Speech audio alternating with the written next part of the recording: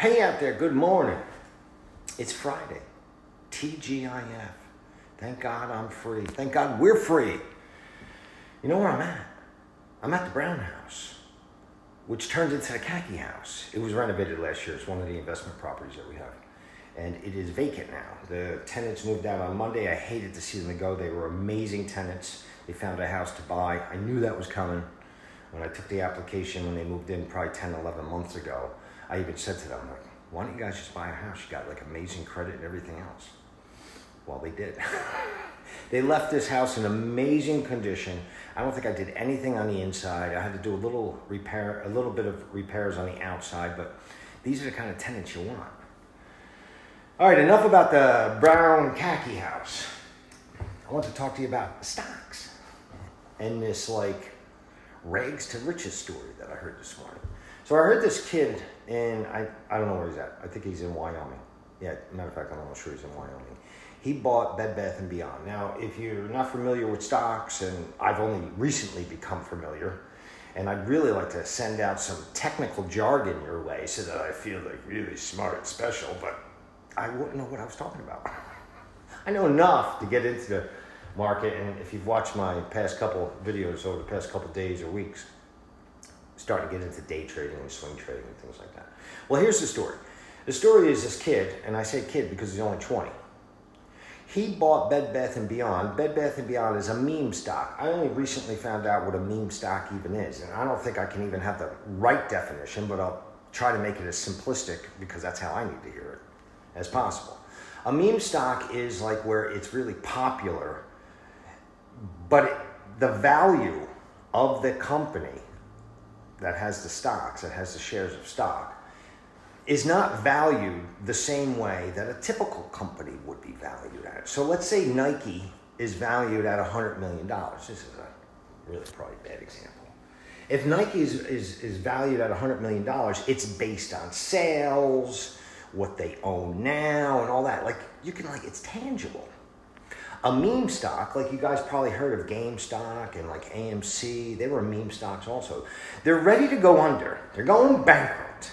Nothing's going to stop them from going bankrupt until they become popular with retail investors. And what happens is a group of retail investors, and if anybody's out there listening to this and they're like, whoa, Harry, you're way off, dude. Leave me a comment down below, but this is how I understand it.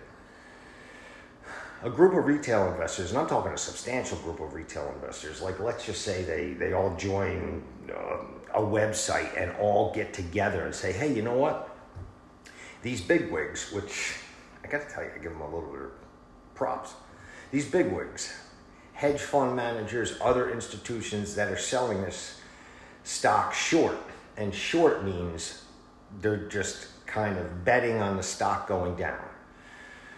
So here it is, Bed Bath & Beyond. They're going bankrupt. They're going down. All these big institutional companies or hedge funds and stuff like that are betting for the stock to go down, and they are going to go bankrupt. This other group of retail investors come along and say, you know what? Here's an opportunity to make money and also screw the big guys. So they come in and they actually start buying a stock, so the stock starts going up. Then all these institutions that were selling the stock short have to come in and actually buy the stock at the higher price and lose a lot of money.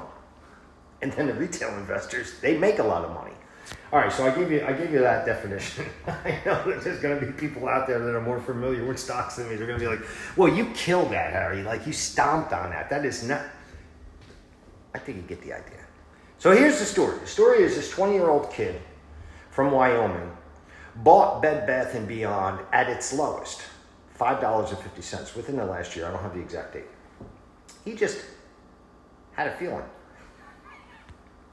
that it was going to go up. So he got his uncle to lend him some money so that he bought a bunch of stock at $5.50, Bed Bath & Beyond. And then when it hit the highest, $27, very short window, very small window of opportunity to sell it at its highest. He sold it at its highest. He made $110 million.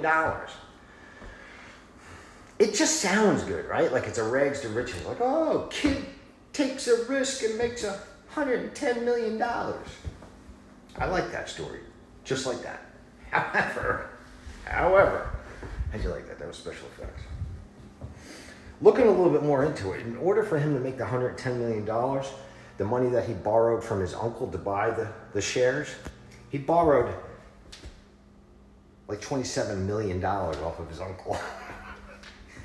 I'm bringing this up because this isn't something that you and I or most people are going to be in a position to be able to do. Like, I don't know if you guys have an uncle that's lending you $27 million because you got a gut feeling about a company that's going to be going up. Something sounds... I could be completely off. Something sounds a little fishy. Am I jealous? I don't think I'm jealous as much as curious as to how this stuff happens.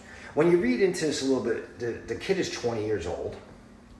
He was also a big player in the GameStop meme, or the meme stock GameStop phenomenon. So I heard that. Then I read some other stuff about his uncle being this exec at a pharmaceutical company, and the fund that they put together in order to purchase $27 million worth of shares of Bed Bath & Beyond was a fund within the family. And anyway, listen, it's a great story if you don't look too deep into it, but I'm over here at the Brown House, and I'm thinking, whenever I think I'm starting to become a big fish, with renting my brown house, khaki house out. Then I read a story like this. I'm like, no. I am flying underneath the radar. I am a small fish. There is so much more out there for me to be able to get, for us to be able to get. I truly believe that the world, the universe is abundant, and things that I get into my life doesn't mean that I take them from you, because there's enough for everyone. I don't mean to laugh. I guess I laugh when I get like, oh, a little nervous laugh. The thing is that I don't think everybody's grabbing. I shouldn't even say grab. I don't think everybody's taking what they can. That's why there's so much left out there. I'm bringing all this foo-foo stuff up because when I think about this kid, 20 years old, making $110 million on a gamble like that with his uncle in the background, it doesn't always sound like the playing field is fair. Like, and that's why I guess, and I'm laughing because that's why I guess I gravitate towards real estate. This is something that I'm familiar with. I know that if I have to go in there and do the floors myself, I can. If I got to gut the whole house myself because money's tight, I can. As I've been playing around with the stock market, I'm thinking, there's so much more to learn. When I read a story like a kid making $110 million while he's in college, I'm like, I must be missing something. However, I don't think that that's the norm. I think that that is a rare situation. So, in conclusion, I would not be surprised if a couple weeks or months or years we hear something about this particular transaction being a little fishy. And I don't want to be on anybody's radar. Like, I just got done with the 2019-2020 IRS audit. And when I got those letters, like, I don't know what I thought I was going to be responsible for, but 60,000 came to mind. And I was thinking, man, I'm sweating this thing. And then I think about this kid borrowing $27 million off of his uncle. That's some pressure. All right, so we're probably going down to AC tonight, Diane and I. I say probably, but I don't know if I told you guys this, but Diane likes going down to Atlantic City even more than I do. So I'm almost sure we'll be going down to Atlantic City tonight. If I get a chance, I'll videotape some of the video poker that I play or slots. I got a bunch of free play coming, and you can't use it at the video poker, so I got to play it at the slot machine. So I don't know if that's interesting to you guys. Maybe I'll do that. And then last but not least, I just wanted to tell you guys, have an amazing weekend. You deserve it. Go into it like, oh man, this is going to be an awesome weekend. Awesome weekend. NFL is right around the corner. There's some preseason games on. Yes! All right.